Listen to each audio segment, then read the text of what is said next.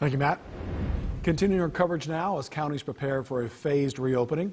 Newswatch 12 is reaching out to all 4 counties in our region to learn what reopening processes might look like and across our region. And joining us now live is Josephine County Commissioner Lily Morgan. Thanks very much for being with us this evening. You bet. Good evening. Tell us a little bit about where Josephine County's process is right now.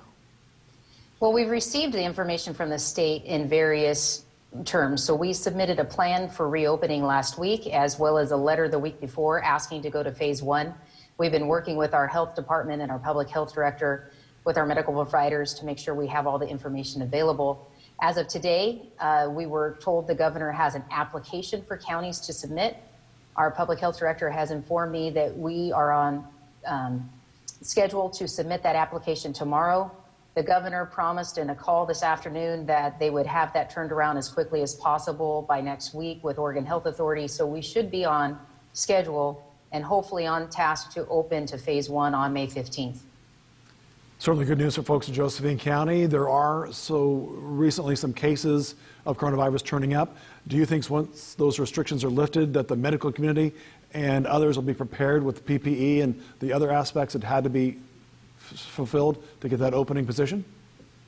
Well, we have been in constant contact with our providers locally, our skilled nursing facilities, our different groups in the community that have essential providers essentially that need protective gear, and we're able to provide current needs, and we would believe we have enough coming and on stock to be able to provide future needs. So the hospital has to report daily to the state what their protective gear capacity is.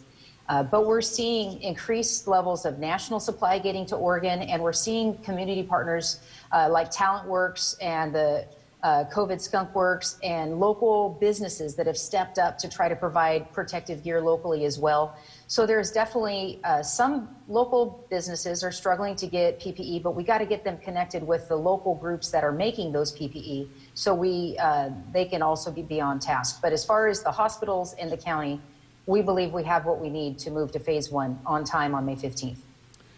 Nationally, there seems to be some reluctance by a majority of people to go back to restaurants, in-place dining.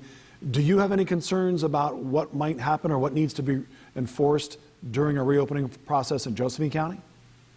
Well, I believe that part of living in a community is being considerate of others. And so everybody needs to be cautious. If you have symptoms, stay home.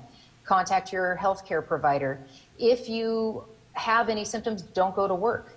If you are vulnerable and can be exposed, stay home, see if others can bring supplies to you and keep you safe. If you don't have any symptoms and you are going out in the public, be considerate and consider wearing a mask and keeping distancing. But that's part of, that we're all part of humankind and we care for other people. Those are not required, it is recommended. And so I believe we're going to hear more about the individual sectors of what the state is requiring. For instance, today, we learned what the personal services are for like health salons, spas, that kind of thing, what their requirements will be. And we're still waiting to hear what's required of restaurants and other retail organizations. And today on the conference call, as a region, the governor's office said that should be out in the next few days. So we know exactly what is required of those businesses. Josephine County Commissioner Lily Morgan, thank you very much for being with us and giving us the information from Josephine County. Thank you. Thank you.